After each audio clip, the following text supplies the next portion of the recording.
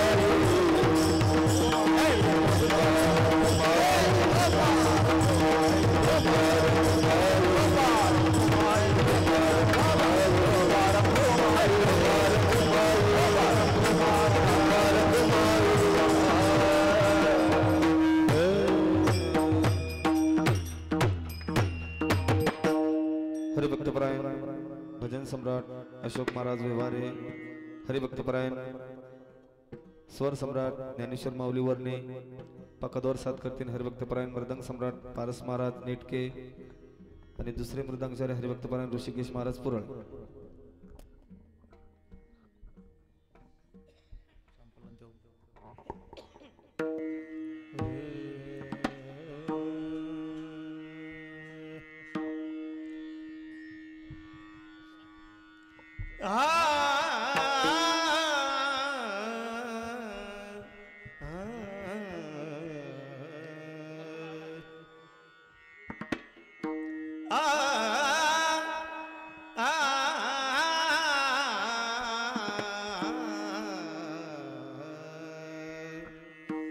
नग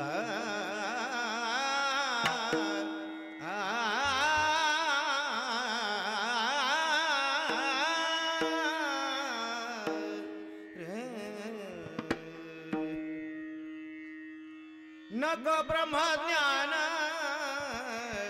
आत्मस्थिती नग ब्रह्मज्ञान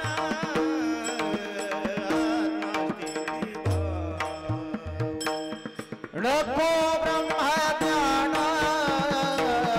आत्मस्थिती भाव नको ब्रह्मज्ञान आत्मस्थिती भाव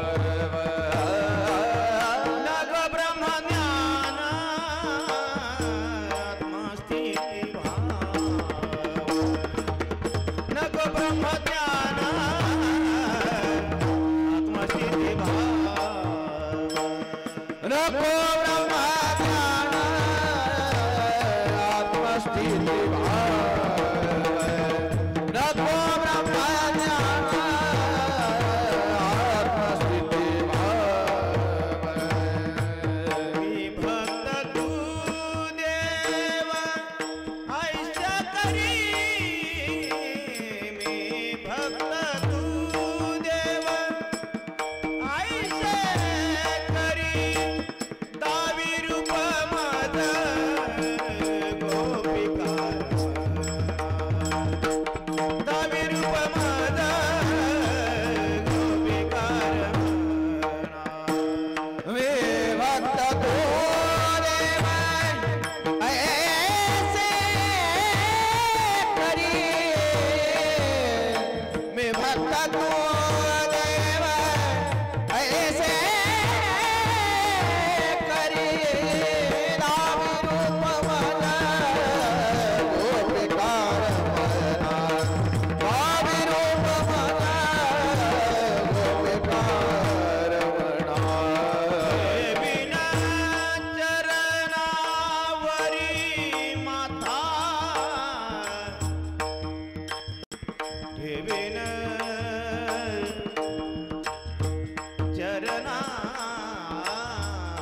चरणावरी माता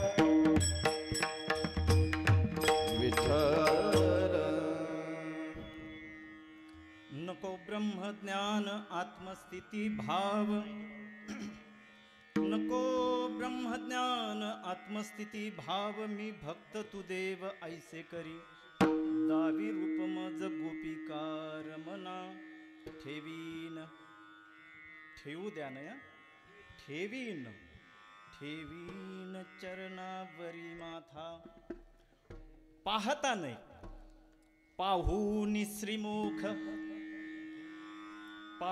श्रीमुख देईन आलिंगन विटे सहित चरण जीवे निंबलोन उतरीन पुसता सांगेन हित गुज मात बैसोनी एकांत सुख गोष्टी दावी रूप मज गोपिकार मना ठेवीन चरणावरी माथा तुका म्हणे यासी न लावी उशीर तुका म्हणे यासी न लावी उशीर माझे अभ्यंतर जाणून या दावी रूप मज गोपिकार मना ठेवीन चरणावरी माथा विठ्ठल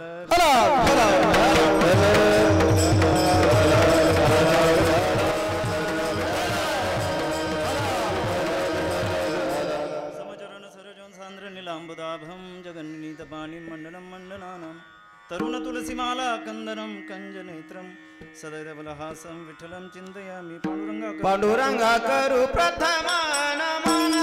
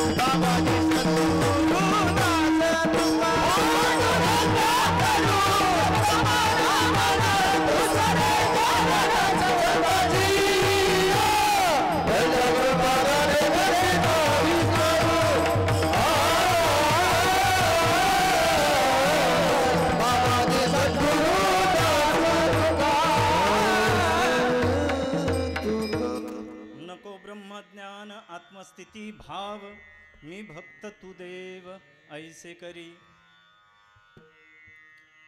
मागितल्यानं देवाजवळ मागितल्यानं भीक आणि पीक जर मिळालं असतं तर कष्ट करायची गरजच भासली नसती. म्हणून जे काही करायचं आहे ते देवाचे नाव घेऊन मेहनत जर केली तर ते तुम्हाला अनायासे तुमच्या कर्माचं फळ म्हणून तुम्हाला भेटत असतं. येई भो येई भो येई भो येई भो येई भो येई भो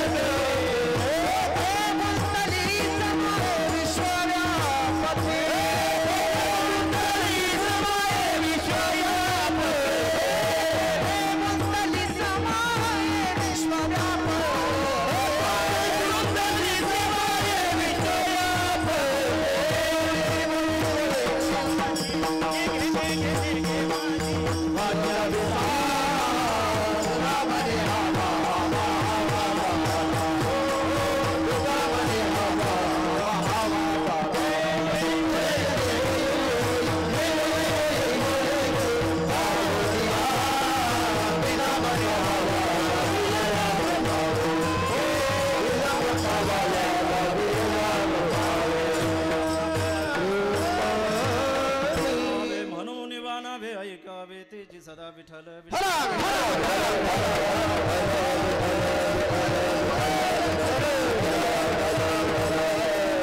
ब्रह्मज्ञान आत्मस्थिती भाव मी भक्त तू देव ऐसे करी.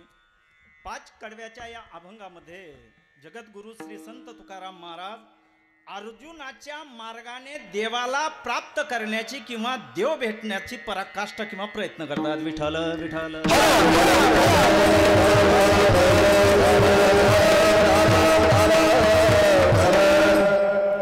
7 दिवसापासून मागील 7 दिवसापासून आपला कार्यक्रम आतापर्यंत चालत आलेला आहे. आजचा हा 7वा दिवस जागराचा कार्यक्रम. वारकरी संप्रदायाच्या नियमाप्रमाणे मागणीचा दिवस. इतके दिवस तुम्ही भगवंताची भक्ती केलेली आहे आणि जी भक्ती केलेली आहे त्याच्यातून उतरय होण्यासाठी किंवा देवाजवळ आता तुम्ही मागण्याच्या लायक झालेले आहात. हा 7वा दिवस आहे ज्याच्यामध्ये बंधक आहे मागणी मागण्याचा. वारकरी संप्रदायाची जी रीत चालू झाली ती तुमच्या दिंडीप्रमाणे. पहिल्या दिवशी मंगल, दुसऱ्या दिवशी नामपर. एखाद्याला कीर्तन परंपरेची किंवा कीर्तनामध्ये कोणत्या वेळी कोणता अभंग घ्यावा ही जर अडचण यायला लागली तर सरळ त्यानं दिंडीमध्ये जशी सुरुवात करतात त्या पद्धतीनं अभंग घ्यायचे. हे नियम जे आहेत हे कीर्तनाचे आहेत. जुने जे कीर्तनकार आहेत किंवा जुने जे वारकरी आहेत यांना सांगण्याचं माझं क्रम प्राप्त नाहीये, यांना नाही मला सांगायचं. परंतु नुकतेच नवीन जे कीर्तनामध्ये आलेले ऐकण्यासाठी, कीर्तन करण्यासाठी नाही, नुकतेच नवीन कीर्तनाची त्यांना आवड निर्माण झाली आणि कुठंतरी पाहून पाहून त्यांच्या मनामध्ये जिज्ञासा जागृत झाली. तर याविषयी थोडंसं मी त्यांना कीर्तनामधून मार्गदर्शन करू शकतो. विठ्ठल विठ्ठल.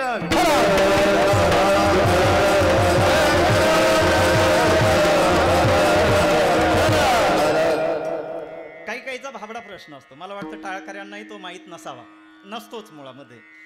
2 गायक इथे येऊन काहून हे म्हणत असतात सांगता येईल तुम्हाला? जे 2 गायक असतात, ज्यावेळेस कीर्तनकार एक कीर्तनाचा अभंग घेतो आणि त्याच्यानंतर 2 गायक या ठिकाणी हे म्हणण्यासाठी येतात नाही का, कीर्तनाची चाल म्हणण्यासाठी येतात.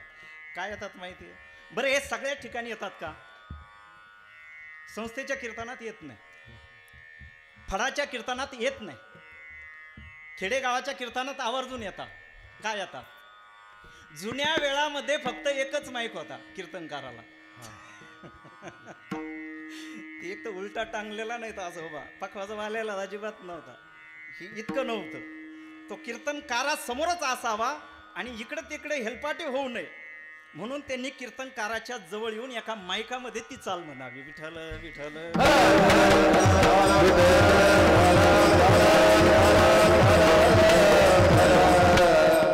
हे काही शास्त्रात नाही, ही अडचण होती.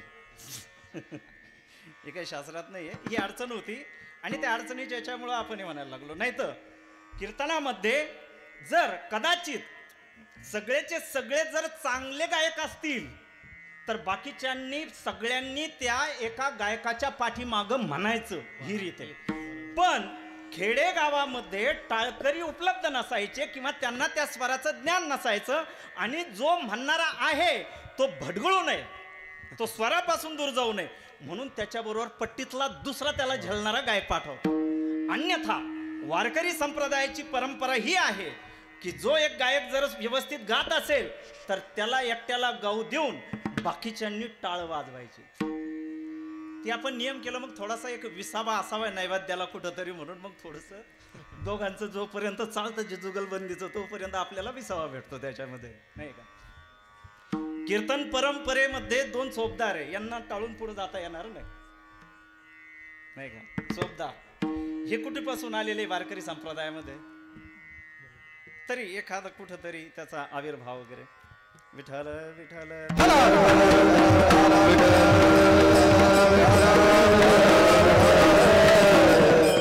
हे चोपदार नाहीये, हे चोपगार आहे. फारसी शब्द येतो तो काय आपल्यातला नाही तो शब्द, फारसी शब्द आहे. चोप म्हणजे दंडक, हे दंड, याला चोप म्हणतात. गाव नाही का, दंडधारी ज्याला संस्कृत मध्ये म्हणतात.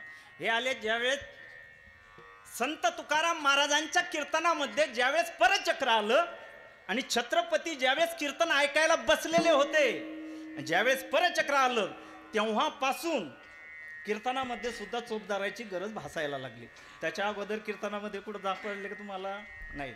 यांना जय विजय म्हणल्यानंतर यांचा अपमान होईल, कारण जय राक्षसाच्या जन्मात जावं लागलं होतं. त्यामुळं चोपदारांचा जय विजय म्हणून अपमान करू नये. ही जय विजय नाही ती, हे चोपगार आहेत. आणि हे केव्हा? कारण मुळामध्ये या गादीवरती जो उभा आहे त्या वेळामध्ये देशाचा राजा कीर्तन करायचा, म्हणून या गादीला महाराज नावे. काय नावे? महाराज. राजाने, त्या प्रांताच्या प्रमुखाने या गादीवरती, कारण आयऱ्या गायऱ्याचं कोणी ऐकत नाही महाराज. आणि त्या वेळातला तो राजा तेवढ्या अभ्यासाचा असायचा, कारण बाकीच्याला ते ज्ञान उपलब्ध नसायचं, म्हणून त्या राजानं तिथं कीर्तन करायचं, म्हणून महाराज पदवी आली. आणि तो स्वतः महाराज असल्यामुळं त्याच्याबरोबर लावाजामा असायचा, मग त्याला संरक्षण म्हणून बॉडीगार्ड म्हणून हे चोपगार या ठिकाणी आलेले. विठ्ठल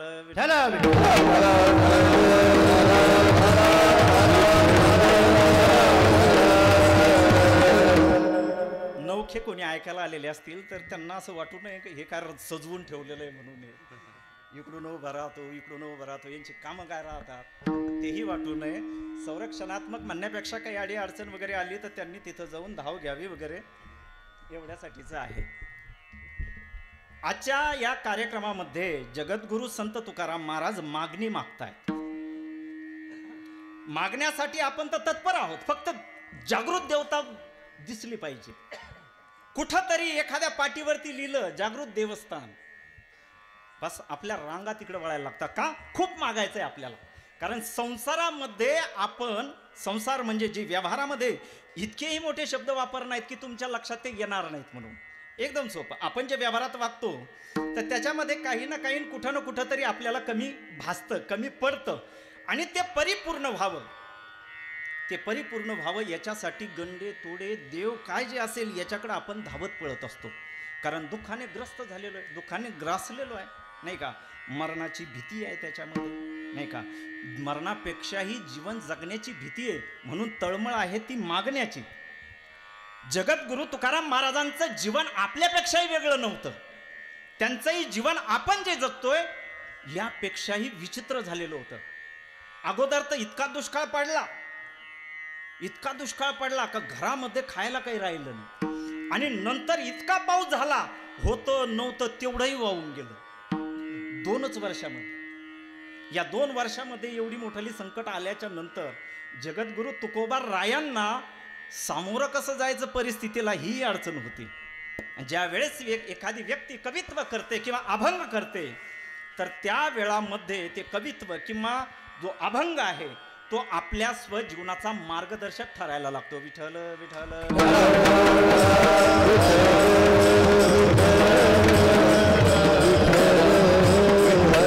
परमार्थाकडे आपण जात नाही किंवा वळत नाही, त्याचं कारण आहे 2 गोष्टी आपल्या जवळ, एक इच्छा आहे आणि एक गरज आहे. तुम्हाला जर गरज भासायला लागली तर आपण जाऊ, पण इच्छेवरती जर सोडलं तर आपल्या मनावरती जायचं का न जायचं. इच्छा आहे, एक इच्छा आहे आणि एक गरज आहे. गरज म्हणल्यानंतर जावंच लागणार आहे, इच्छा म्हणल्यानंतर तुम्हाला जे वाटेल ते, बस एवढंच आहे. मोसंबी घ्या, मोसंबी एखाद्याला आवडीनं आणली आणि त्याला खायला दिली, मोसंबी खा तुम्ही. त्याने सांगितलं नको बाबा पित्त होतात म्हणून. पण ज्यावेळेस वैद्यानं सांगितलं की तुम्हाला मोसंबी हे औषध आहे, तर त्या वेळामध्ये आता काय झाली, ती गरज झाली. इच्छा वेगळी आहे, तुमच्या मनावरती आहे इच्छेच्या बाबतीमध्ये काय करायचंय. पण ज्या वेळामध्ये तीच वस्तू गरज बनते त्या वेळामध्ये तुम्हाला टाळून पुढे जाता येत नाही. परमार्थाच्या बाबतीमध्ये तसंच आहे, तुमच्या इच्छेवरती आहे. भोंग्याचे वरचे आवाज ऐकायला येतात, भोंग्यावरून सुचलं पुढच्या वेळामध्ये आपण याच्यामध्ये काय करू. पहाटचा जो काकडा आहे याच्या वेळामध्ये ज्ञानेश्वरी पारायण आणि दुपारचं गाथा भजन याच्यामध्ये बारीक आवाज ठेवून त्याच्यानंतर हरिपाठ आणि कीर्तन याच्या वेळामध्ये आपण चांगल्या पद्धतीचं ठेवू. त्याच्यामध्ये विठ्ठल विठ्ठल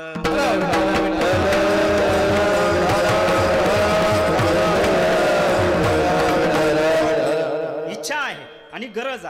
या विषयावरती आपण जोपर्यंत इच्छा ही गरज बनत नाही तोपर्यंत आपण कुठल्याही गोष्टीचं गांभीर्य घेत नाही. गरज बनल्याच्या नंतर मग मात्र आपण त्याला गांभीर्यानं पाहतो. इच्छेच्या याच्यावरती आपल्या मनावरती काय करायचं काही नाही का. नवीन प्राणी संग्रहालय तयार झालं. प्राणी संग्रहालय तयार झाल्याच्या नंतर त्याच्यामध्ये वेगवेगळ्या प्रकारचे प्राणी आणले, ज्याच्यामध्ये जिराफ, वाघ, सिंह, हत्ती नाही का, जे जे आपल्याला दिसत नाही, आपण ज्यांना गावात पाहत नाही, अशा प्रकारचे प्राणी त्या प्राणी संग्रहालयामध्ये आणून टाकले. प्राणी संग्रहालयामध्ये आणून टाकल्याच्या नंतर मग आता लोकांनी ते पाहावं याच्यासाठी त्याला फीस ठेवली 40 रुपये. 40 रुपये फी का तुम्ही येऊन त्याच्यामध्ये तुम्ही ते पाहू शकता म्हणून. आता 40 रुपये फी केल्याच्या नंतर कोणी त्या याच्यामध्ये जाईना, कारण इच्छा होती जायचं का नाही जायचं ज्याचा त्याचा विषय. 40 रुपये फी जास्त वाटायला लागले, कोणीच घेईना.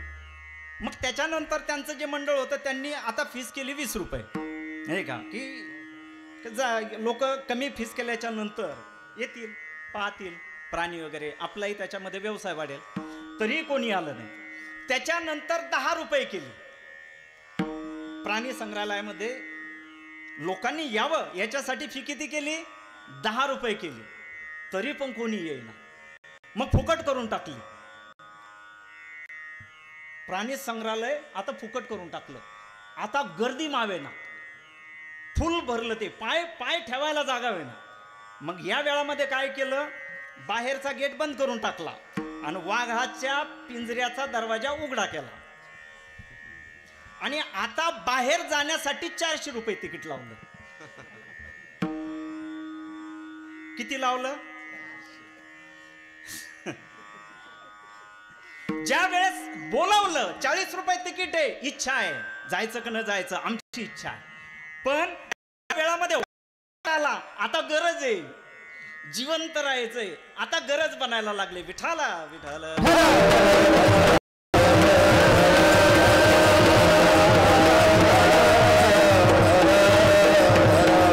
या अभंगामध्ये आहे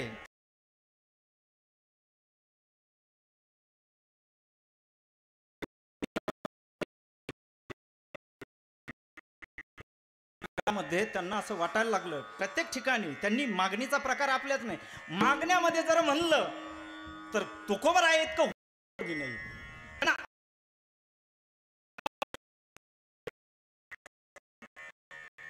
हे तर नाही, त्यांना इतकीही गॅरंटी होती. ज्ञानेश्वर महाराज ज्यावेळेस आले तर त्यावेळेस मी त्यांना हेच सांगितलं, आळंदीचं कीर्तन एक परीक्षेचं आणि एक गावात उभं राहतो हे दुसरं परीक्षा आहे म्हणून. कारण इथे मला समजण्यापेक्षा शब्द धरणारे जास्त सापडतील. शब्द पकडण्यासाठी जास्त, म्हणून याला मी परीक्षा म्हणलेलं आहे, एक चॅलेंज म्हणून हे केलेलं आहे. पण मग गावकऱ्यांनी रोज आकपडे घालीतून मग ते आपल्या गायरानामध्ये जाऊन तर नाही बसत का काय, इथून धोतर नेहरू घालतो कार्यक्रमाच्या निमित्तानं, मग गायरानातूनच वापस येत नाही का काय, नेमकं कीर्तन करतो का काय करतो कसं, याची माहिती व्हावी याच्यासाठी आज मुद्दाम कृष्णा महाराज पुरे झाले, राजू महाराज बडोगे झाले, यांच्या आज्ञेनं म्हणावं लागेल. मी नाही म्हणलं होतं. बाकीच्या वाचक, पॉम्पलेट वाचक पंडितांनी याचे काय अर्थ लावले असेल, कारण तुका म्हणे जग दुतोंडी सावध, दोन तोंडानं सावध आहे. एखादी गोष्ट नाही करायचं जर म्हणलं येतच काही नाही, आम्हाला माहिती आहे ना, नाही म्हणलं ना का आपल्याला गावात कीर्तन करायचं नाही, येतच काही नाही, काय येतं. आणि इकडून तिकडून जरा टाकलं पाहिलं का म्हणलंच होतो त्याचं कीर्तन घेणारच म्हणून. गांडुळाला 2 तोंड असतात, ती 6-6 महिन्याला बदलतात. पुढचं विठ्ठल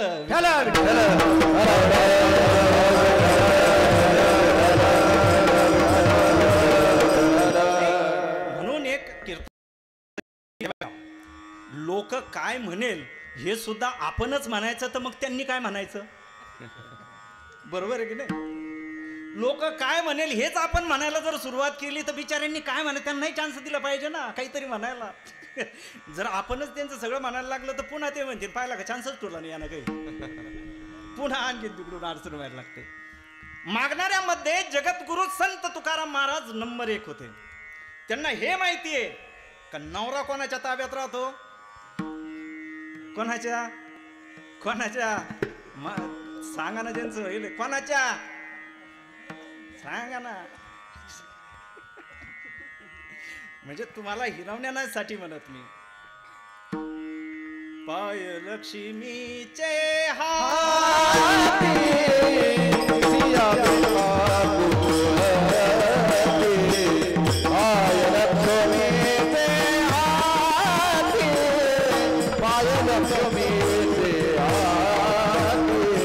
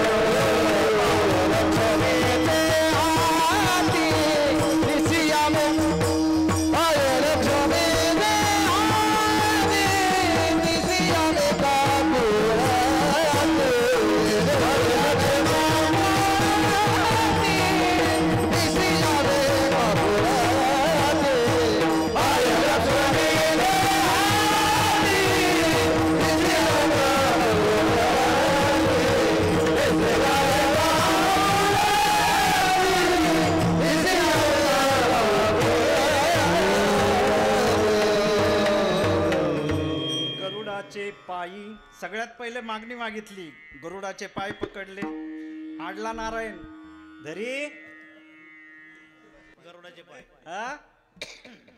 गरुडाचे पाय लोकांना गाढवाचे पाय केले कारण कोणतीच आई आपल्या पोराला खाताना कधीच म्हणले नाही कसा वाघासारखं खातो म्हणून म्हणताना हेच म्हणले कसा कुत्र्यावानी वाचा वाचा गौरायला कारण मन में खतरे तो झोली में खतरे कारण आपली विचारसरणी ती आहे कधीच आपण आपली जी तुलना आहे ती उच्च ठिकाणी केलेली नाही होईल तर खालच्या ठिकाणी आडला नारायण धरी गाढवाचे पाय गाढवाचा नारायणाचा काय संबंध आहे अर्थार्थी आडला नारायण धरी गरुडाचे पाय कारण गरुड हे वाहन आहे नाही का हे वाहन आहे कुठं जर जायचं असलं तर शेवटी म्हणावंच लागेल ना चाल रे गरुडा पायाने पकडायचे परंतु मन काढले त्या ठिकाणी गरुडाचे पायी ठेवी वेळोवेळा डोही कोण तुकाराम महाराज कशासाठी वेगी आणावा तो हरी मज दिना ते उद्धरी काय तडफे काय तळमळ आहे मला भेटायचंय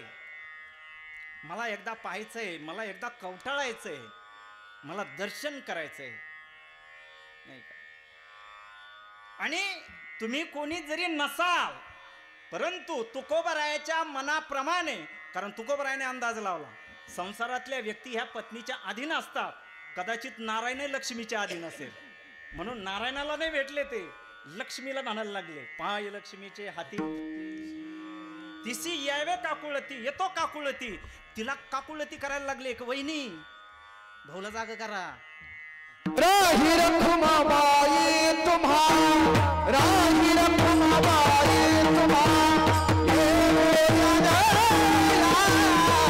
रखुमाबाई तुम्हा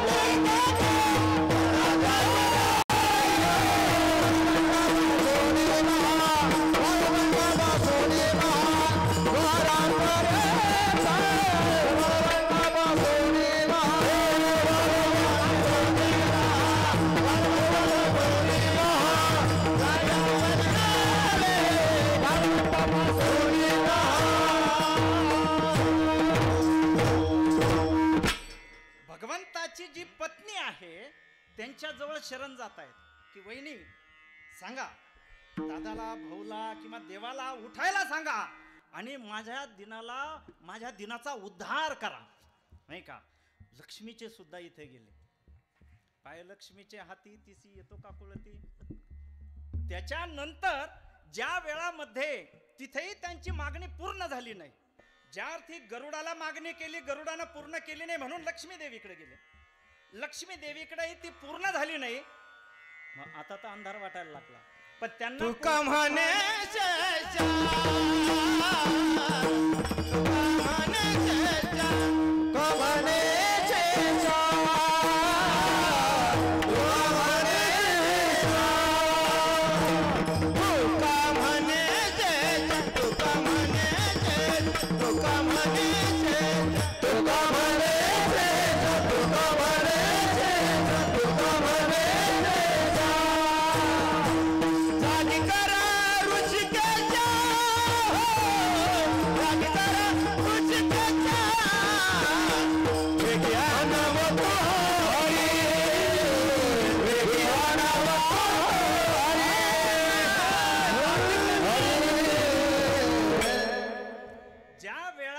वशिला लावून पाहिला, ज्या वेळामध्ये तुमचे कर्म ढिल्ले पडतात. कर्म या शब्दाचे अर्थ अनेक प्रकारे होते. ज्यावेळेस तुमचा अभ्यास कमी पडतो त्यावेळेस तुम्हाला वशिल्याची गरज भासते, नाही का. ज्या वेळामध्ये तुमचं येडपट पण सामोरं असतं परंतु मनातली इच्छा फार मोठी असते, मला हे मिळवायचंय, मला ते मिळवायचंय, मला यशस्वी व्हायचंय, त्या वेळामध्ये तुम्ही चालूपणा करत असता. त्या वेळामध्ये तुम्ही वशिला लावत असता. कुठल्या तरी भाऊचा, कुठल्या तरी बाईचा, कुठल्या तरी प्रत्येक गोष्टीचा. तुकोबराय सुद्धा यापासून दूर गेलेले नव्हते. म्हणूनच त्यांनी सगळ्यात पहिले कोणाला गरुडाची विनवणी केली, वशिला लावला. कारण त्यांना माहिती होतं कर्म पूर्ण होण्यासारखं नव्हतं म्हणून. त्याच्यानंतर त्यांनी वशिला लावला लक्ष्मी देवी इकडं, कारण त्यांना माहिती आहे की कर्म तिथपर्यंत जाणार नाहीये म्हणून. आणि त्याच्यानंतर त्यांनी वशिला लावला कोणाकडं, शेषाकडं. कोणता शेषा? शेषनाग बरं का. शेषनागाकडे त्यांनी वशिला लावला का इकडे तरी त्यांची मागणी पूर्ण होईल, पण तरी पूर्ण झाली नाही. मग आता मात्र का इकडं ज्या वेळामध्ये सगळे मार्ग आपले, पाहणं तेवढं 1.5 लाख देतो, पाहणं तेवढं, पाहणं तेवढं, तुमच्याच मागं राहू, पाहणं तेवढं, 12 लाख घ्या, 20 घ्या, पण पाहणं तेवढं. मग ज्या वेळामध्ये पैसे देण्याची तयारी असूनही आपला वशिला लागत नाही त्यावेळेस माणूस कर्म करायला शिकतो. आणि तुकोबराय या ठिकाणी आता भगवंतासाठी वशिला लावणं बंद केलं. हनुमंतराया ज्या मार्गाने तुम्ही गेला ती भक्तीचा मार्ग मला सांगा. काय भक्तीचा प्रभाता, काय भक्तीचा प्रभाता, काय भक्तीचा प्रभाता, काय भक्तीचा प्रभाता, माझ्या नावाला शुभाता, माझ्या नावाला शुभाता, शुभाता,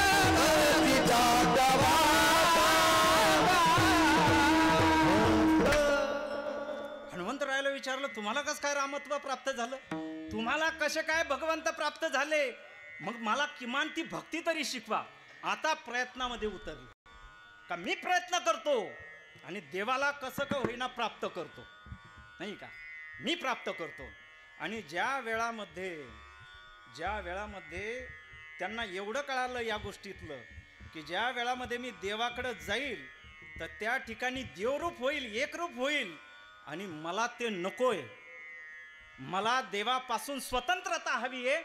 तू भक्त असावा आणि तू देव असावा आणि मी भक्त असावा, ही मागणी अभंगाच्या पहिल्या. नको ब्रह्मज्ञान आत्मस्थिती भाव, नको ब्रह्मज्ञान आत्मस्थिती भाव,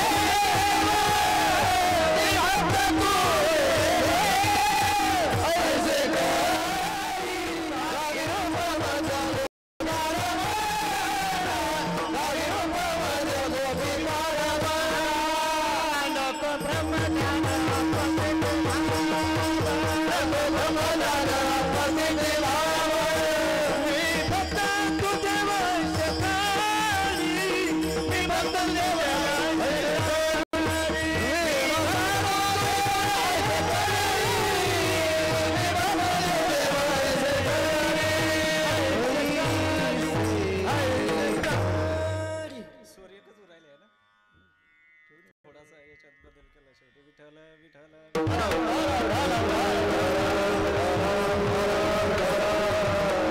जगद्गुरु संत तुकाराम महाराज या अभंगाच्या पहिल्या कडव्यामध्ये, कारण वारकरी संप्रदायाची एव्हाना परंपरा आहे का कुठल्या आधाराशिवाय बोलायचं नाही, म्हणूनच ज्ञानेश्वरी किंवा इतर जे ग्रंथ आहेत ते समोर ठेवावे लागतात आणि त्याच्यात पाहूनच तुम्हाला बोलावं लागतं. एखादा तर म्हणला म्हणू जाओ, तुमचं पाठ नसन म्हणून तुम्ही त्याच्यात वाचित असन, म्हणून पाही व्यासोच्चिष्ट जगत्रय. एखाद्यानं स्वतंत्र त्याचं काही जरी काढलं तरी म्हणून म्हणे पे पाही व्यासोच्चिष्ट जगत्रय. भगवंताला तुमच्याकडून कशी सेवा करून घ्यायची आहे हा भगवंताचा विषय. तुम्हाला किती गोड वाटतं हा तुमचा विषय. कारण तुमच्यामध्ये जर गोडवा असेल तर तुम्ही कडूपणालाही गोड करून घेता, नाही का. आणि मुळामध्ये कारलंच जर असलं, त्याला साखरेत घोळलं, तुपात तळलं, गुळबी घ्या, खडी साखर घ्या, कडू ते खडूच, कुठेही नेलं तरी खडूच, नाही का. त्याला किती बदल करा त्याच्यात बदल होणार नाही, म्हणून गोडवा लागतो. तुमच्यामध्ये गोडवा असलं तर तुम्ही सगळं जग गोडू करू शकता, परंतु तुमच्यात मुळामध्ये जर कपट आणि कारस्थानं जर रचलेली असेल तर येऊन जाऊन अक्षय कीर्तनन हे ते होऊ नये. काय उपयोग आहे त्या गोष्टीचा याच्यामध्ये. ज्या कीर्तनामध्ये मी कीर्तनामध्ये बोलत असतो, एखादा आजार तुम्हाला जर झालेला आहे आणि आजार झाल्याच्या नंतर जो तुम्हाला आजार झाल्याच्या नंतर तो जर बरा झाला, आता तरी तुम्ही नियमाप्रमाणे गोळ्या घेत असतात का? काय करतात? घेणं बंद करतात ना. जर कीर्तनाचे परिणामच जर लोकांवरती होत नसतील तर मी म्हणतो हे सगळं बंद करून टाकायला पाहिजे. कीर्तन झाले, प्रवचन झाले, कशासाठी आहे? तुमच्यात बदल होण्यासाठी.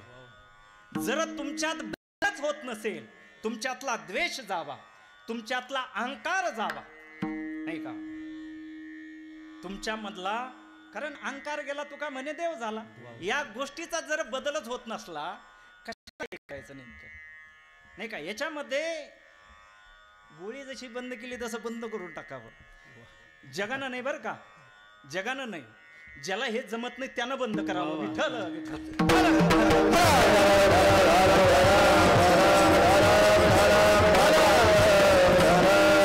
जगद्गुरु तुकोबरायला म्हणायला लागले की ज्या वेळामध्ये तू द्वैतामध्ये जगशील, ज्यावेळेस द्वैतामध्ये जगशील तर तुझ्या समोर अनंत अडचणी आहे.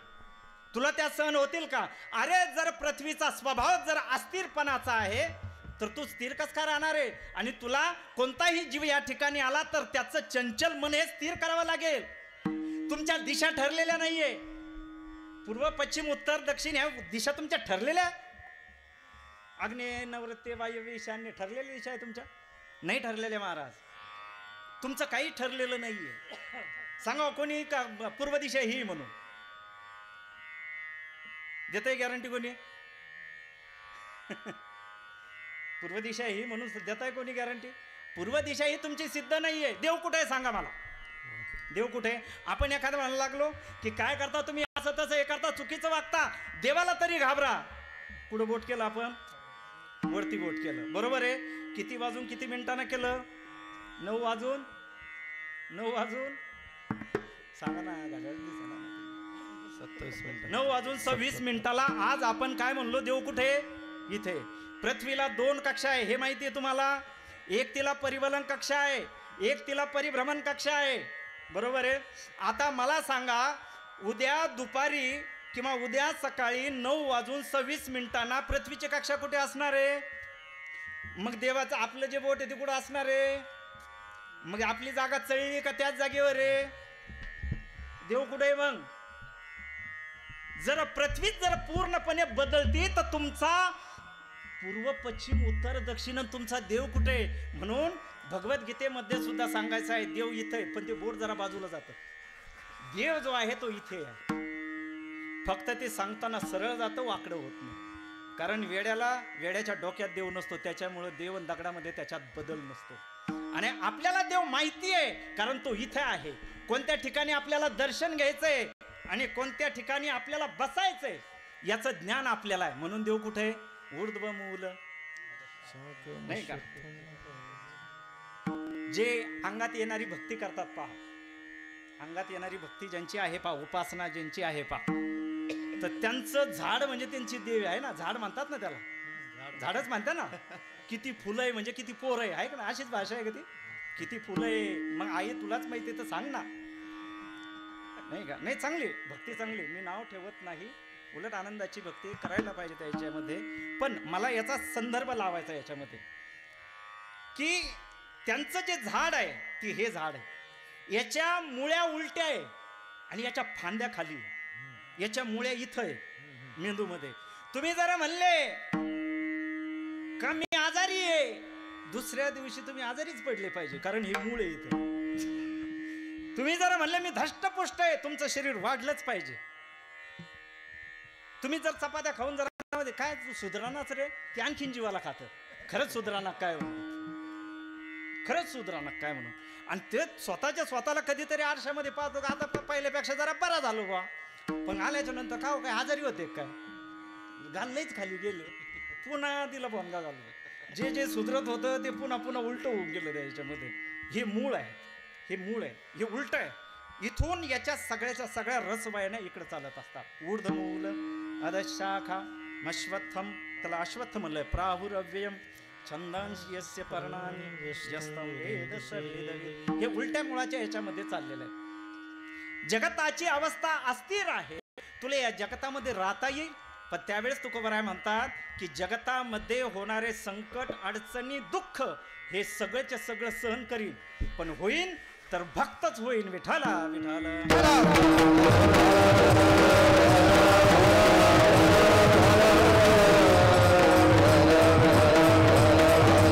अरे जगतामध्ये मरणाचं भय सगळ्यात मोठं आहे. तुम्हाला जगायचंय, मरणाचं जर म्हणलं तर सगळ्यात मोठं भय आहे. विमानामध्ये प्रवास करा, कोणी जर केला असेल तर त्यावेळेस धरतीला आई म्हणतात, याची प्रचिती येते तुम्हाला, कारण तुम्ही काही ढगाल नाही धरणार पडल्याच्या नंतर, खाली जमिनीवर आपटा लागेल. हे रेल्वेचे झाले, मोटरसायकल झाली, हे तुटलेले पुन्हा जोडता येतात, पण तिथून वरून पडल्याच्या नंतर नाहीच काही लगे सापडायला 8-1 दिवस लागत. विमानामध्ये प्रवास करत असताना पायलटच्या मांडीवरती कॉफी सांडली. विमान प्रवास चालू होता, त्याच्यामध्ये पॅसेंजर बसले आणि ते चालत असताना तो जो विमान चालवणार आहे आणि ज्या वेळेस कॉफी सांडली त्यावेळेस तो पॅसेंजरला किंवा त्या विमानामध्ये बसलेल्या लोकांना सूचना करत होता, आपला प्रवास सुखाचा होत आहे, आपण आता पेटी उघडू शकता, कमराचे पट्टे, आणि आपण इतक्या अंतरावरती आहे. आणि त्याच वेळामध्ये मांडीवरती सांडली, गरम होते, मोठ्यानं ओरडायला लागला, लय गरम आहे, लय गरम आहे, जळलं जळलं जळलं जळलं जळलं म्हणल्याच्या नंतर अर्धे निर्देत हेच झाले. त्याच्यातला एक घाबरत उठून गेला दरवाजाजवळ, काय जळलं म्हणे, काय जळलं काय म्हणे. ते म्हणे काही नाही म्हणे, ही कॉफी सांडली तर ही पॅन्टीवरती पडली तर म्हणे, हे पा म्हणे माझी पॅन्ट, तू तुझी नाही म्हणे पण मै पॅन्ट पाय म्हणे, तुझी जाऊ दे म्हणे पण मै पाय, बाकीचे जे व्हायचे त्यांची बी पाय म्हणे.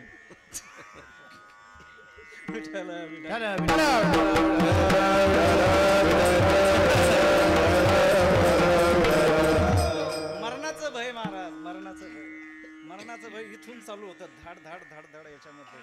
पण एक आहे चांगलं, ज्या वेळेस समोर येतं ना त्या वेळामध्ये मरण सुद्धा वाटू देत नाही. त्या ठिकाणी अडचण याच्यामध्ये देवाचा इतका धावा करीन, कारण मला भक्ती करायची, इतका धावा करीन का तो माझ्या समोर येऊन उभा राहायला पाहिजे. मी भक्त तू देव ऐसे करी.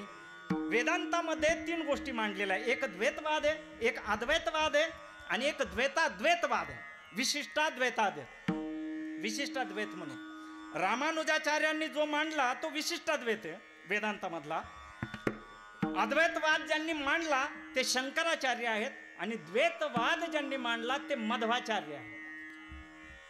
वारकरी संप्रदायानं जो स्वीकारला तो कोणता वाद आहे? कोणता? अद्वैतवाद हा स्वप्नातला आहे, भविष्यातला आहे, की मला तिथपर्यंत जायचंय. परंतु या अभंगामध्ये ठासून भरला तो द्वैतवाद. कारण याच्यामध्ये अद्वैतवाद काय सांगतो? जीव आणि आत्मा, नाही का, जीव आणि आत्मा हे वेगवेगळे आहे. अद्वैतवाद सांगतो हे वेगळे नाही, ते एकच आहे.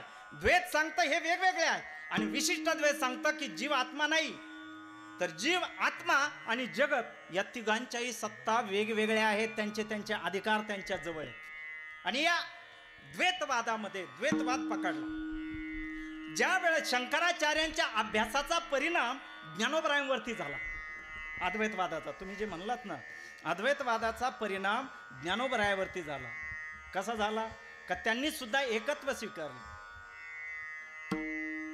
तू माझा स्वामी मी तुझा रंग पाहता नदीसे वेगळी कर मी तू पण जाऊ दे दूरी.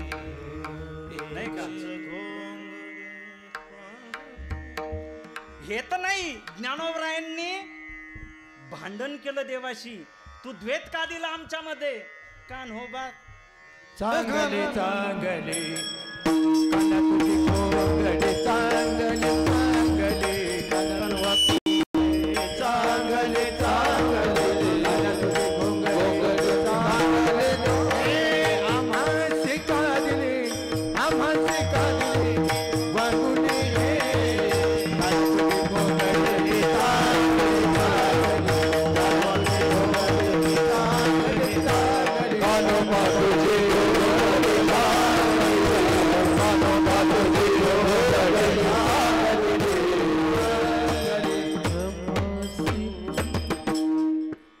विचारायला लागले का तुझी घोंगडी चांगली आहे, आम्हाला वांगली दिली, आमची फाटलेली आहे, मळमूत्रानं भरलेली आहे, तुझी तर शुद्ध सत्व गुणानं विणलेली आहे, तू आमच्यामध्ये असा भेद का केला? हे ज्ञानोबरायांचं भांडण देवाजवळ, की आम्हाला अद्वैत दे. कारण शंकराचार्यांचा प्रभाव ज्ञानोबरायांवरती सुद्धा झालेला होता. आणि ज्या वेळामध्ये त्यांना वारकरी संप्रदायातले काही गमक कळाले, तर त्या वेळामध्ये त्यांनी सुद्धा द्वैतवाद स्वीकारलाय. महाराज, माझे जीवीची आवडी अद्वैतामधून देव स्वीकारला आणि स्वतःला भक्त केलं, म्हणजे द्वैतवाद स्वीकारला. कारण द्वैताशिवाय या जीवनामध्ये आनंद नाही. तुम्ही ब्रह्मज्ञानाच्या बाबतीमध्ये तुम्ही ब्रह्मज्ञान म्हणशाल, नाही का, तुम्ही कर्म मार्ग सापडावशाल, परंतु तुम्ही भक्ती मार्गामध्ये अपुरे राहशाल. आणि संतांनी भक्ती मार्ग त्या ठिकाणी स्वीकारलेला. जाडू संतांचे मार्ग, जाडू संतांचे मार्ग, जाडू संतांचे मार्ग, जाडू संतांचे मार्ग. आडराणी भरले जग, आडराणी भरले जग, आडराणी भरले जग, आडराणी भरले जग. ज्येष्ठाचा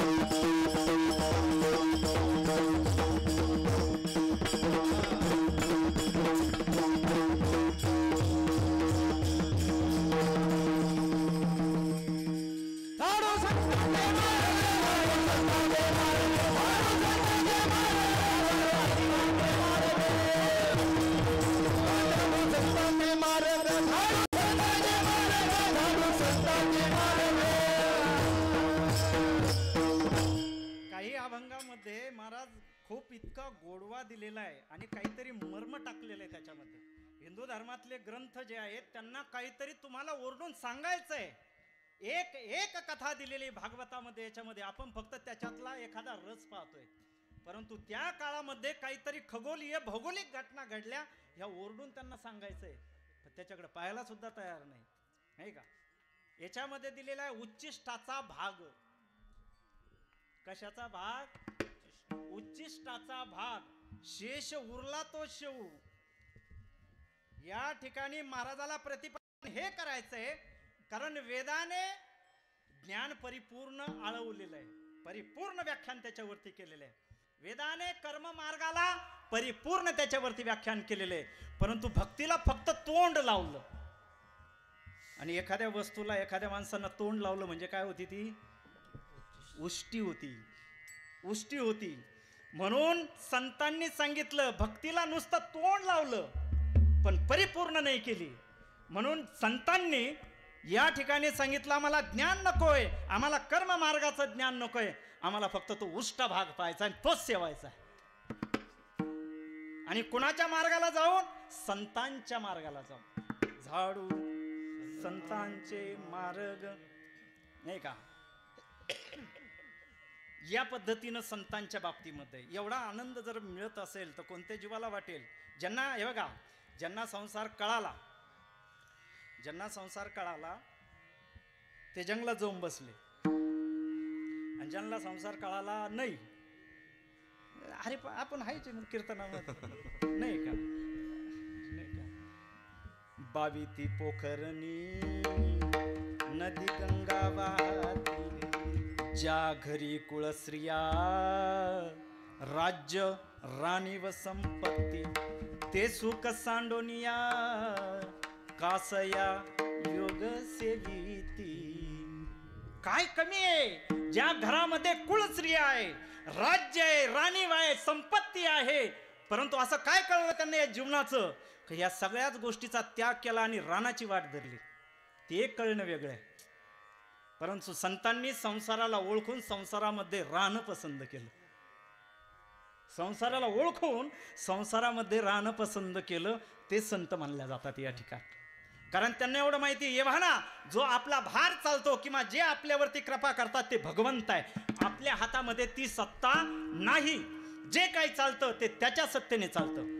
हनुमंतराय ज्या वेळामध्ये सीता मातेचा शोध घेण्यासाठी लंकेमध्ये गेले, लंकेमध्ये गेल्याच्या नंतर पटकन पळले, बारीक त्या ठिकाणी सूक्ष्म रूप धरलेलं होतं, झाडावरती जाऊन बसले. झाडावरती जाऊन बसल्याच्या नंतर अचानक त्या ठिकाणी रावण आला. सीते, तुला मी सांगितलं होतं, या वेळापर्यंत तू माझी व्हायला पाहिजे होतं, होकार कळवायला पाहिजे होता, परंतु आजपर्यंत तू होकार कळवलेला नाही, त्यामुळं आता तुला मी जिवंत ठेवणार नाही. हातामध्ये तो खडग घेतला आणि सीतेवरती तो मारायचा, मानेवरती मारायचा. हनुमंतरायाची तळपायाची आग मस्तकामध्ये गेली. एका अबला नारीवरती असा अन्याय करतो हा राक्षस. असा आपण उद्वेगानं सुद्धा आदवा बोलत नाही स्त्रीच्या बाबतीमध्ये. आणि हा तिच्यावरती मारायला, तिच्यावरती हात उगारतोय. ज्या वेळामध्ये कळलं, जाऊन पकडतो, याची मान दाबतो म्हणून हनुमंतरायाला इतकी चीड आली, इतकी चीड आली, जाऊन मान पकडतो. तेवढ्यात मंदोदरी आली, हात पकडला वरच्यावर. हनुमंत शांत झाले. माणसानं गरम व्हावं, माणसानं गरम जरूर व्हावं, पण तात्काळ शांतही व्हावं, तात्काळ शांतही व्हावं, गरमच राहू नये. नसा तुटा द्या आणि रिकामं गरम होऊन करत्या काय, काय करत्या? बदला काही होणार आहे का? सकाळचा संध्याकाळ, आता दिवसा सूर्य निघला, आपल्याला उगूनच नव्हता द्यायचा, किती गरम होऊन होणार आहे? सप्ताह होणं थांबला का?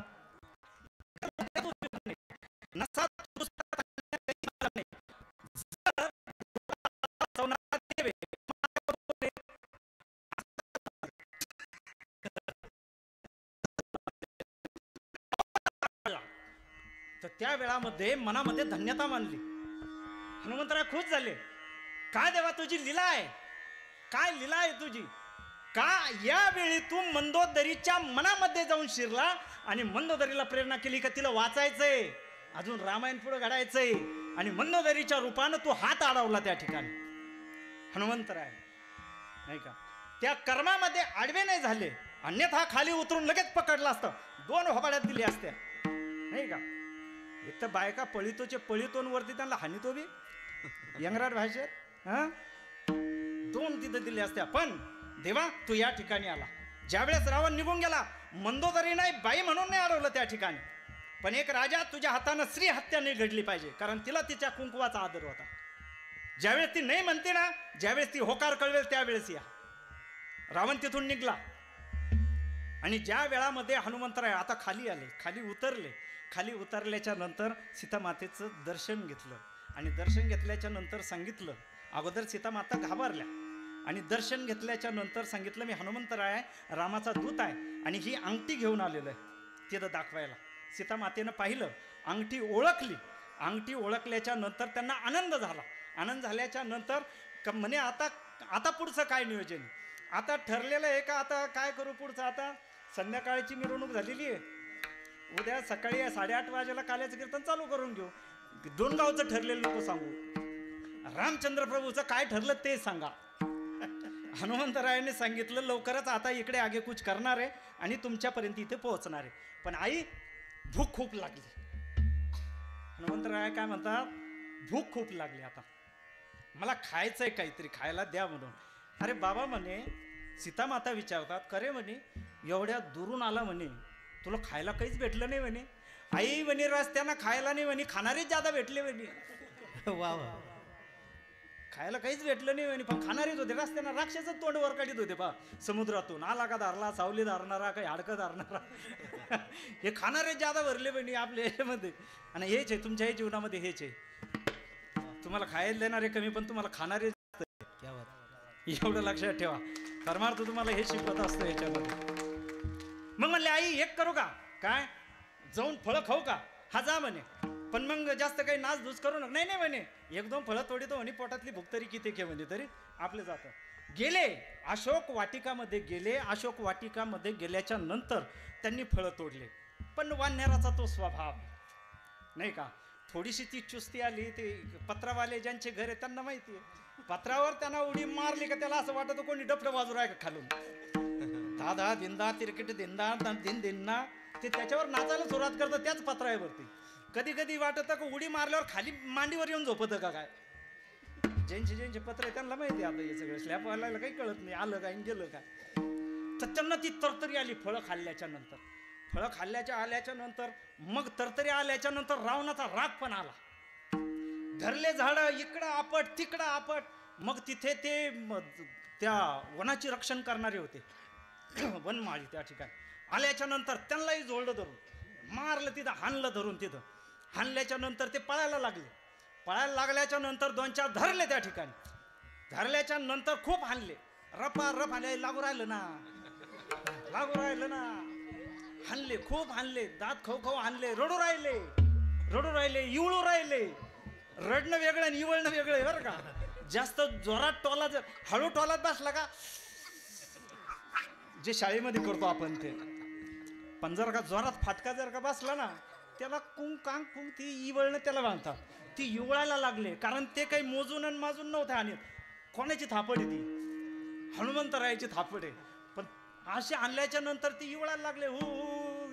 आणि आता मला माफ करा ना, ते राक्षसाचा स्वभाव आहे, पाहिजे तेव्हा पायावर येतील. राक्षसाचा स्वभाव बरं का हा मूळचा, पाहिजे तेव्हा पायावर येतील, पाहिजे तेव्हा तैट होतील. थोडस लोटंगण घेऊ, पण जेव्हा आमचं चालू होईन तेव्हा हे राक्षसाचा स्वभाव आहे.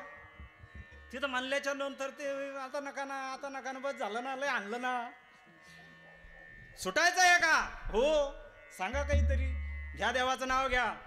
राम राम जय राजा राम, राम राम जय सीताराम, राम राम जय राजा राम, राम राम जय सीताराम, राम राम जय राजा राम, राम राम जय सीताराम, राम राम जय राजा राम, राम राम जय सीताराम,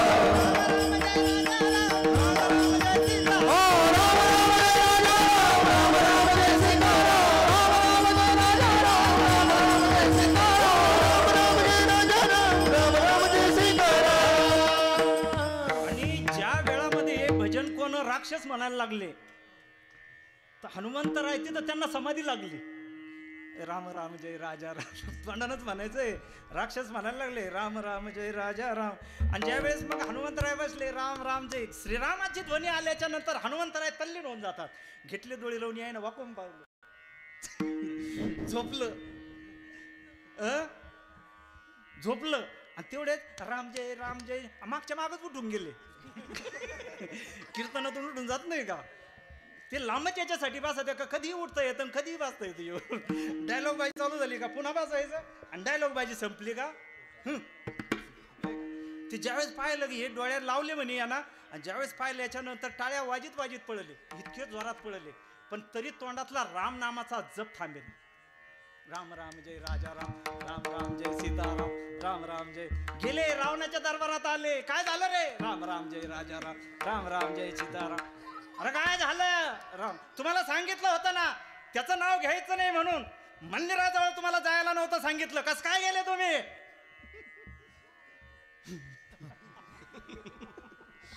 तुमच्या घरी जाऊ सांगितलं होतं, जाऊ नका म्हणून, कस काय गेले तुम्ही. राक्षसाचा आदेश, राक्षसाचा आदेश आला, कसा काय गेले तुम्ही तिथं. तिथं काय रेवडे वाटू राहिले का, करू काय राहिले, देवच गाऊ राहिले ना, भजनच करू राहिले ना. जायला नाही सांगितलं तरी उधळले तिकडं. आता पाहतो एकाकडं. इंद्रजित ज्यावेळेस म्हणायला लागला बंद करा ते भजन, त्यांना कळलं तवा का आपण भजन करू राहिलो म्हणून. ही रामनामाची तल्लीनता आहे, ही रामनामाची तल्लीनता. भजन बंद झालं, खाली हे झालं. खाली साहेब लय मोठा कांदे आला म्हणे आपल्या वानामध्ये. नुसता दातीच कित नाही म्हणे झापडी तो रपारप म्हणे. भाऊ तुम्हाला याच्यासाठी खाऊन मोठं केलं का, इतके दिवसाचं संबळ याच्यासाठी केलं का. चला कोणता आहे तो. घेतला धनुष्यबाण, गेले त्याच्याजवळ. हनुमंतराय त्या ठिकाणीच बसले होते. बसल्याच्या नंतर तिथं गेल्याच्या नंतर ज्या वेळामध्ये इंद्रजिताचं त्यांचं युद्ध सुरुवात झालं, इंद्रजितांचं त्यांचं युद्ध सुरुवात झाल्याच्या नंतर ज्या वेळामध्ये त्यांना त्या ब्रह्मपाशामध्ये बांधण्यात आलं हनुमंतरायाला. ब्रह्मपाशात बांधल्याच्या नंतर हनुमंतरायांनी स्वतःला बांधून घेतलं आणि पण हनुमंतरायांनी चेष्टा पडले. आता दारा पाहिलं ना किती ताकद होती म्हणून. किती लोक होते मोजले नाही का आम्ही, आम्हाला तेच धंदे आहे ना. किती आले रे, 7-8 बाया आणि 4-5 माणसं. याच्या व्यतिरिक्त कोणी आलं का सांगा बरं. काही नाही त्यांच्यामध्ये जाण नाही, काही नाही. उचला त्याला. मी रामायणाचं सांगू राहिलो, तुम्ही महाभारताचं ऐकू राहिले.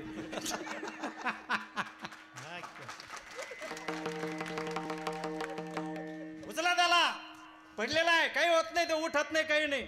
ये बाबू रिकामा नोकरीत पडलो याच्या. ज्यावेळेस अंगलट येतं ना, काही काही नोकऱ्या बी करा वाटत नाही. नोकऱ्या बी करा वाटत नाही. हळूच गेले, धरायला लागले. हनुमंतरायांनी डोळे उघडले. राम राम जय राजा राम, राम राम जय सीताराम, राम राम जय राजा राम, राम राम जय सीताराम, राम राम जय राजा राम, राम राम जय सीताराम, राम राम जय राजा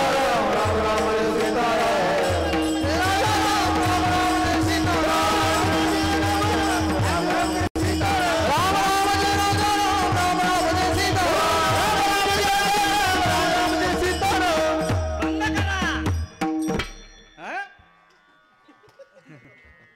खुशाल भजन म्हणून राहिले का. सांगितलं होतं भजन म्हणायचं नाही म्हणून, कसं काय म्हणून राहिले. त्यांना तेव्हा कळलं का आपण भजन म्हणून राहिलो म्हणून. तोपर्यंत त्यांना लय कळा ना. जेव्हा म्हणे नाही म्हणलं तर हानी तो देव, तुम्ही बी म्हणा. लय रागती, तुम्ही बी म्हणा आमच्या मागे म्हणा राम राम जय. गप्पाचा तुम्हाला खाय प्यायला कशाला देतो, ते नाव गायचे नाही म्हणून तुम्हाला देत असतो. याच्यानंतर नाव गायचं नाही. उचला त्याला. उचलल्याच्या नंतर मग हनुमंतरायाला त्या ठिकाणी घेऊन आले.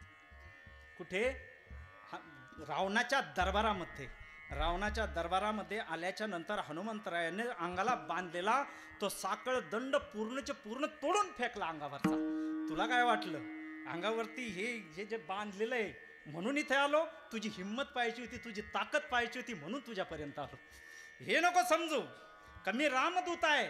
आणि रामदूत म्हणल्याच्या नंतर याच्यात नाही, रामदूतामध्ये किती ताकद आहे त्यावेळेस त्याच्या देवामध्ये किती ताकद असेल. विठाला विठाला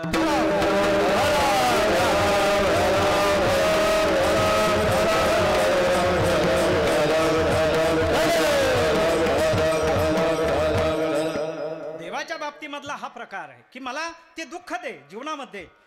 हे बघा एक म्हण, world is stage, life is drama, we are only actor आणि गॉड इज डायरेक्टर, ही एक म्हण आहे. पण मी तिचा विस्तार करून देतो तुम्हाला. का हे जगत जे आहे हे रंगमंच आहे आणि याच्यामधलं जे आयुष्य आहे किंवा जीवन आहे हे काय आहे, हे नाटक आहे. या नाटकातले आपण कलाकार आहोत आणि हे सगळं सूत्रधार चालवणारा डायरेक्टर वरती बसलेला आहे. बस एवढं जरी या कीर्तनामध्ये अभंग मरू जाऊ नका का ध्यानात बसाना. पण याचा विस्तार जरी ध्यानात बसला तरी जीवनामध्ये तुम्ही नाराज राहणार नाही कोणत्याच परिस्थितीमध्ये. या देवानं तुम्हाला एक कला करण्यासाठी या रंगमंचावरती पाठवलेलं आहे. कुणाला दारिद्र्याचं कला करायला दिलेली आहे, कुणाला रोग्याची करायला दिलेली आहे, कोणाला वैधव्याची करायला दिलेली आहे, कोणाला श्रीमंताची करायला दिलेली आहे, कोणाला मोठेपणाची करायला दिली आहे, कोणाला गायनाची दिलेली आहे, कोणाला बेसुराची करायला दिलेली आहे, कोणाला काहीच येत नाही पण तरी सुद्धा बरंच काही करण्याची इच्छा करण्याची दिलेली आहे. प्रत्येक जणानं जर मनामध्ये धरलेलं आहे की नाही मी माझं पार्ट मला जे दिलेले जी कला मला दिलेली आहे ती मी पूर्ण करून दाखवेल, पण ती कला करण्यासाठी आपण लाजतो. दिलेला आहे घरामध्ये नवरा कसा का भेटा ना, जाऊ दे मला कला दिलेली आहे देवाने, मला पात्र दिलेलं आहे दुःखी राहण्याचं. तुम्ही देवाच्या पुढे जाणार आहे एवढं जरी प्रत्येकानं पाळलं तर कुठल्या घरामध्ये भांडणं होणार नाही. कारण तुमच्या कर्मापेक्षा तुम्ही पुढे जाऊ शकत नाही.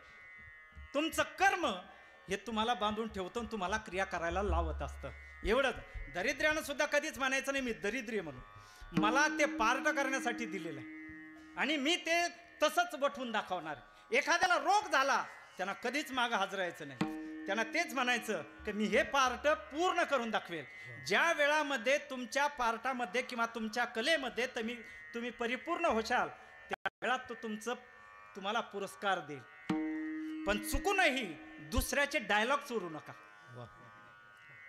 चुकूनही दुसऱ्याचे डायलॉग चोरू नका, नवीन सुख मागू नका. जे तुमच्या कपाळावरती लिहिलेलं आहे तुम्ही किती ओढून ताडून घेतलं तरी तुम्हाला ते मिळणार नाही. आहे ते जीवन त्याच्यामध्ये किती आनंद आहे, उलट त्याला म्हणायचं दिलेलं खूप चांगलं आहे. विठाला विठाला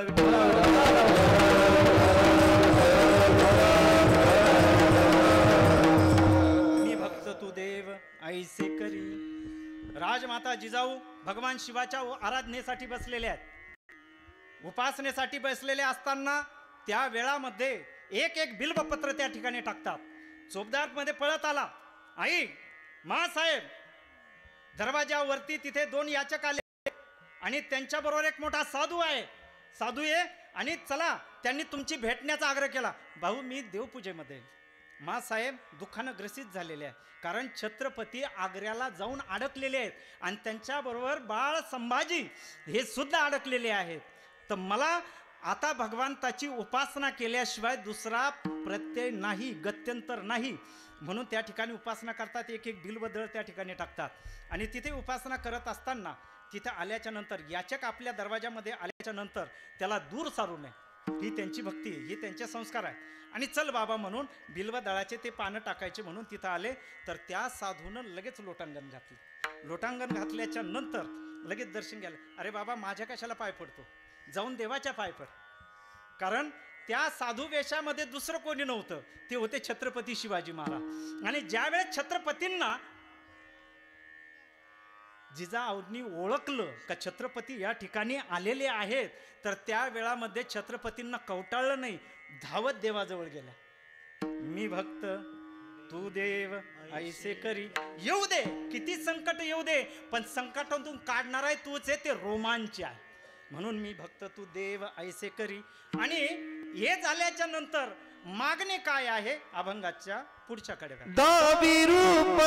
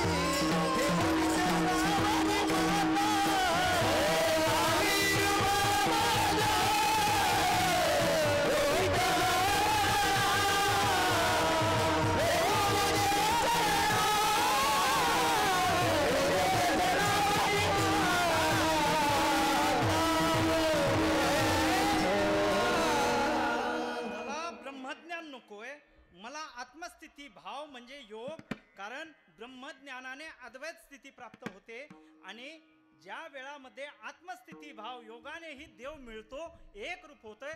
मला ज्याच्यामध्ये एक रूपता आहे ते नकोय, मला ज्याच्यामध्ये द्वैत आहे ते दाखव की जेणेकरून नजरेनं तुला पाहण्याची इच्छा होईल. दावी रूप मज गोपिका रमणा. गोपिका रमणा या शब्दाचा अर्थ होतो गोपिकांचा रमण करणारा.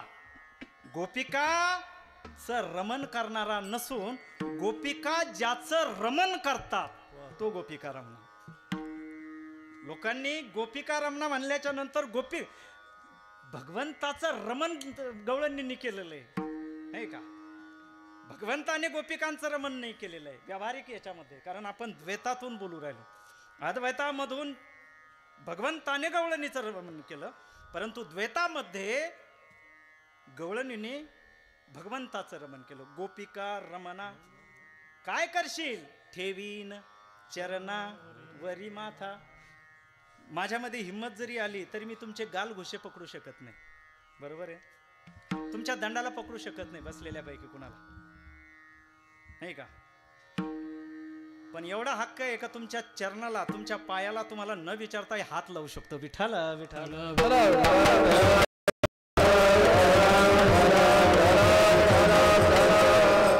हे विचारायची गरज नाही कोणाला. ही लिनता आहे जगद्गुरु संत तुकाराम महाराजांची. आणि अरे ठीक आहे, भेट झाली, बोलले, एकमेकांचं झालेलं आहे. ज्या वेळेस भेट झाल्याच्या नंतर काय करशील? अभंगाचं ते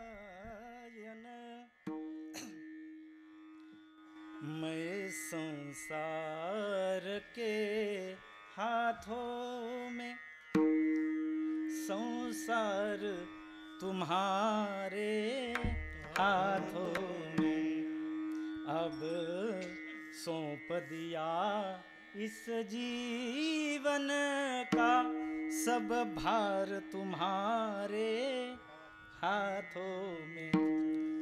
है जीत तुम्हारे हाथों में और हार तुम्हारे हाथों में,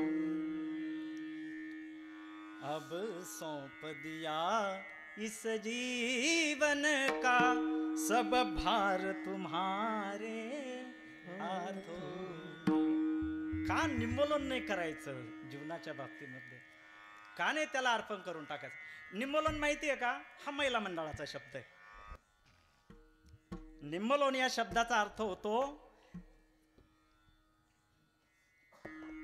याला निम्मोलन म्हणतात.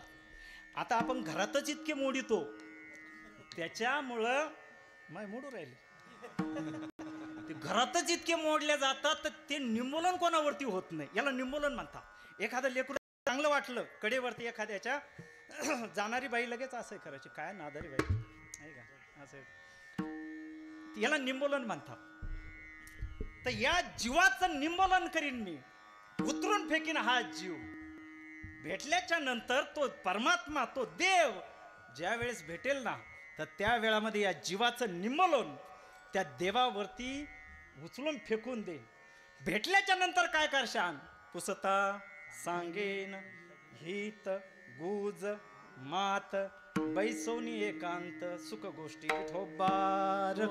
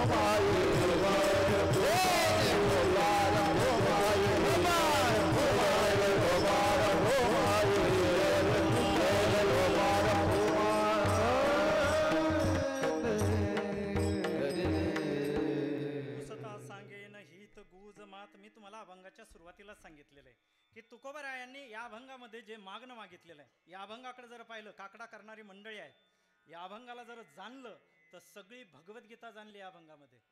पूर्ण भगवद्गीता ज्ञानेश्वरी सहित ज्याचा अभ्यास असेल त्याला कळेल. अर्जुनाच्या मार्गाने मागणी केलेली या अभंगामध्ये. नको ब्रह्मज्ञान सांख्ययोग ज्ञानेश्वरीचा, आणि स्वतः विषाद करतायत, मागणं मागतायत म्हणजे विषाद आहे, अर्जुन विषाद योग. नको ब्रह्मज्ञान सांख्ययोग आहे. आत्मस्थिती भाव अभ्यास योग आहे. मी भक्त तू देव ऐसे करी, शिष्यस्ते हम शाधी मामत्वाम प्रपन्नम, नाही का. आणि याच गोष्टीनं पुढे जर गेले तर त्याच्यानंतर कोणतं येतं, पाहिन श्रीमुख देईन आलिंगन जीवे निंबलोन उतरीन. अर्जुनाना कितीतरी वेळेस भगवंताला आलिंगन देण्याचा प्रयत्न केलेला आहे, नाही का. मग सावळा सकंकनू, सावळा सकंकनू, ज्या वेळामध्ये एवढं ज्ञान देऊनही अर्जुनाच्या डोक्यात बसेना तरी ते भांबावले झाले. त्याला ते विश्वरूप दाखिलं, सगळं झालं तरी भांबावलं. मग सावळा सकंकनू, सावळा सकंकनू म्हणजे काय माहितीये का, या सावळ्या हातामध्ये सोन्याचं कडं, सोन्याचं कडं त्या वेळामध्ये होतं बरं का, सावळा सकंकनू. आणि मग असा त्याला आलिंगन दिलं. तर या ज्ञानेश्वरीमध्ये हा ब्लूटूथचा शोध मी आळंदीला असताना, अहंकार घ्यायचा नाही पण त्या वेळामध्ये जा आणि माझ्याकडच्या कॉफे पहा. ब्लूटूथचा हा जो शोध आहे, म्हणजे मला विज्ञानाशी, आणि पुन्हा सांगतो नवीन कीर्तनकार वगैरे किंवा हिंदू धर्मातले कधीच हिंदू धर्माला विज्ञानाशी जोडायचं नाही, लाचारी करायची नाही. कधीच वारकऱ्यानं हे माझ्यामध्ये विज्ञान आहे ते विज्ञान आहे सांगायचं नाही. गरज काय तुम्हाला सांगायची, एवढं सगळं भरलेलं असताना. जे तुमचं ऐकणार आहे ते ऐकणारच आहे, आणि जे ऐकायचं किती ओढून सांगितलं तरी इदम ते नात पस्काय, ज्ञानेश्वर महाराज, इदम ते नात पस्काय ना भक्ताय कदाचन. जे भक्त नाहीत, जे तपस्वी नाहीत, त्यांना हे सांगू नको. मर्यादा घातलेल्या आहे. कायला बळजबरी सांगत्या याच्यात हे विज्ञान आहे, कशासाठी बळजबरी बोलायला, कायला बोलले त्यांना, नाश्त्याच्या वेळी बोलायचे. हे ज्ञानेश्वरी पारायणाला बोलायचेच नाही, कसे बोलायचे नाश्त्याला, कारण आम्हाला माहिती आहे यांची भक्ती कुठपर्यंत आहे. मी बी बसलो नव्हतो पारायणाला, नाश्त्याला जात होतो. आता राजभाऊचाच होता म्हणल्यावर काय, मन सोक्त या पद्धतीनं त्यांनी मोकळ्या हातानं या ठिकाणी दिलेलं आहे, नाही का. त्यांचं या ठिकाणी अभिनंदन आहे. तर एकच सांगणं आहे, धार्मिक बाबतीच्या याच्यामध्ये कधीच विज्ञानाला आपण जोड द्यायची नाही असं असेल. पण तरी सुद्धा एक ओवी मला सापडली याच्यामध्ये, बरंच काढलेलं आहे. धर्मकीर्तन या पुस्तकामध्ये मी बरंच टाकलं, खपलं नाही पण टाकलं. पुस्तक नाही खपलं पण त्याच्यामध्ये अभ्यास भरपूर टाकला. 1.5 तासामध्ये ज्ञानेश्वरी बनवली मी. ज्या वेळामध्ये मी म्हणलो की मी ज्ञानेश्वरीचं जे ज्ञान आहे ते 1.5 तासामध्ये बनवलेलं, म्हणजे एखाद्यानं सांगायला जरी सुरुवात केली तरी 1.5 तासामध्ये ज्ञानेश्वरी संपून दाखवेल, तर त्यावेळेस लोक माझ्यावरती हसायला लागले होते, हसायला लागले. आजही धर्मकीर्तन आहे ते माझं. तर याच्यामध्ये ब्लूटूथचा शोध आहे. ज्यावेळेस भगवंत अर्जुनाला आलिंगन देतात, हृदया हृदय एकच झाले, ए हृदयीचे ते हृदयी घातले, द्वैतपण न मोडिता केले आपण आयसे अर्जुना. ये नाही का, हे हृदयाचे ते हृदयी म्हणजे या ब्लूटूथचा डिव्हाइस त्या ब्लूटूथच्या डिव्हाइसशी जुळला. ए हृदयीचे ते हृदयी, नाही का. काय द्वैत म्हणजे दोघांचंही, दोन्ही जे मोबाईल आहेत यांचं द्वैत पण मोडलं नाही, दोन्ही स्थिर आहेत, पण तरी याच्यातला डाटा त्याच्यात चालला. आणि हे त्या लिहिलेल्या कॉफ्या आहेत,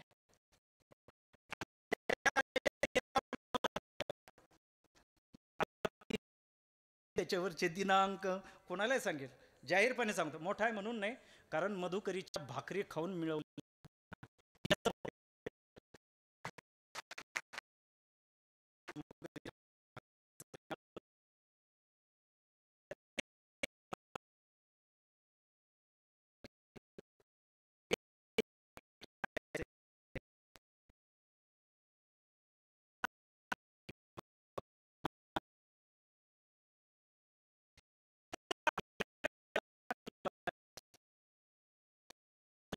नंतर मनातून भीती वाटायला लागली, लाज वाटायला लागली. सखेती मत्वा प्रसभम यदुक्तम, हे कृष्ण हे यादव हे सखे. त्यावेळेस तुकोबर आहे सुद्धा, नाही का. काय काय तुझ्याजवळ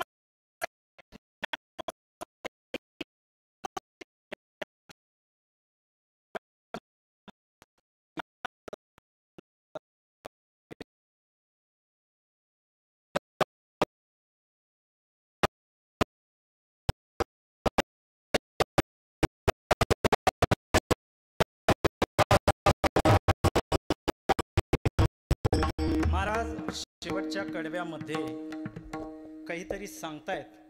तत्पूर्वी थोडासा कार्यक्रमाचा, कारण सुरुवातीला कार्यक्रमाची सुरुवात करण्याच्या याच्यामध्ये आपण परिहाराचं सगळ्या गोष्टी जर 7 दिवसापासून चालत आलेल्या आहे, तर त्याच्यामध्ये आपण पुन्हा पुनरुक्ती त्याची करायची नाही. हा मोठा पर्व काळ आहे महाराज, मोठा पर्व काळ आहे. आज उशिरा झालं चालन, कारण आता रात्रीचे कीर्तन संपले. रात्रीचे कीर्तन आजच्या दिवशी संपले.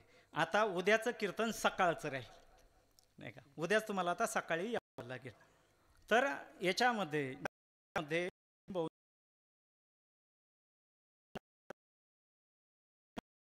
तो काही द्वैत भावना आणि ज्या वेळेस त्यांच्या मनामध्ये ही उक्ती आली, बऱ्याच जणांना सांगितलं आज भीमभाऊचा संकल्प आहे, उद्या तुमच्या मनामध्ये संकल्प येईल, गोविंद भाऊच्या मनामध्ये संकल्प येईल, नाही का? मग आता संकल्प आल्याच्या नंतर मग त्याने घाबरायचंच का? म्हणजे संकल्पाला सुद्धा आता भीत्या तयार झाल्या. अहो, कुलपाची चावी तरी स्वतःच्या चावीनं उघडती. कुलपाची चावी स्वतःची चावी लागती, पण काही काहीला चावी लावल्याच्या नंतर ते धोरणच विसरून जात्या.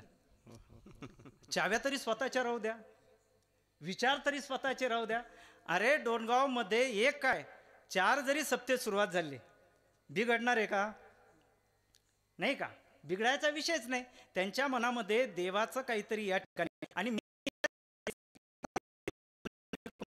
सप्त्याचा सप्त्यावर कुठं परिणाम होत राहतो, कुठंतरी डोके घाण नका ठेवत जाऊ ना. सप्त्याचा सप्त्यावर परिणाम होतो. अरे सप्त्यानं सप्तेच वाढत असतात. मी गादीवरती आहे, मी पहिल्यापासून मी हेच सांगितलेलं आहे, माझी गादी हा वैयक्तिक बोलण्याचा विषय नाही आहे, परंतु धर्माच्या आणि भक्तीच्या ज्या आड येईल त्या ठिकाणी तर बोलावंच लागणार. जे भक्तीच्या आड असेल, जे संप्रदायाच्या आड असेल, जे देवी देवतांच्या आड असेल, त्यांना समजावणं हे माझं कार्य आहे. कारण या ठिकाणी उभा मी ज्ञानेश्वर नाही आहे, मी ज्ञानेश्वर आहे. आणि याच्यामध्ये तुमच्याविषयी सुद्धा द्वेषबुद्धी नाही आहे. तुम्ही जे कोणी या ठिकाणी भक्तीचं ज्ञान नाही, अन्यथा 13 वर्षाचा आपला सप्ताह आहे. 13 वर्षाच्या सप्त्यामध्ये आपण काय कमवलं हे जर आपण या ठिकाणी विचारायला लागलं तर आपल्या हातामध्ये शून्य आहे महाराज, शून्य. आज मी जर बोलायला लागलो, गांभीर्यानं बोलतो मी, वाटल्यास आपल्या डोणगावमधून रामकृष्ण हरी भजन चालू करून दाखवा, कोणी उद्या चालू करून दाखवा, न चुकता. 13 वर्ष सप्ताह केलेले महाराज, गावाची वर्गणी जमा केलेली आहे आपण, आणि याच्यामध्ये आपणच स्वतः सुधारायला पाहिजे ना. नाही तर मग नदीतल्या दगडासारखं जेव्हा पाणी येतं तेव्हा वल्ल व्हायचं, आणि पाणी निघून गेल्याच्या नंतर कोरडेनं कोरडेच. अर्थ काय या गोष्टीच्या याच्यामध्ये? जीवनामध्ये आमूलाग्र बदल होत असेल त्याला भक्ती म्हणतात, आणि ज्या भक्तीमध्ये बदल होत नाही ती कुंठित झालेली, वांज झालेली भक्ती आहे. आणि वांजपणाला तुम्हाला माहिती आहे की भक्तीमध्ये चालत नाही, व्यवहारात चालत असेल, परंतु भक्तीच्या बाबतीमध्ये माझ्या बोलण्याचा जरूर राग येऊ द्यायचा.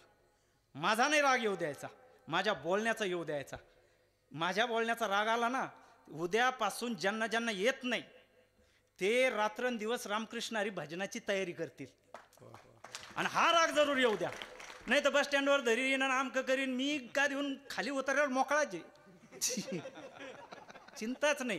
सगळं त्याच्या हाती सोपून दिलेलं आहे. काय कोणाची भीती बाळ नको नको. आता दुजयाची सत्ता. पुन्हा डोणगावकराला एकच सांगतो, जीवनामध्ये आलेले फक्त कर्माला घाबरा, कोणालाच घाबरू नका. तुमच्या वडिलाला घाबरले असेल, लहानपणी आईला घाबरले असेल, नंतर दुसरा बाप कोणी बनवू नका. का याला घाबरायचं आणि त्याला घाबरायचं, फक्त कर्माला घाबरा. का कर्म चुकीचं होऊ द्यायचं नाही, बस एवढं जरी पाळलं तरी. अरे नको नको आता दुजियाची सत्ता, काय दुसऱ्याची सत्ता घेत बसता.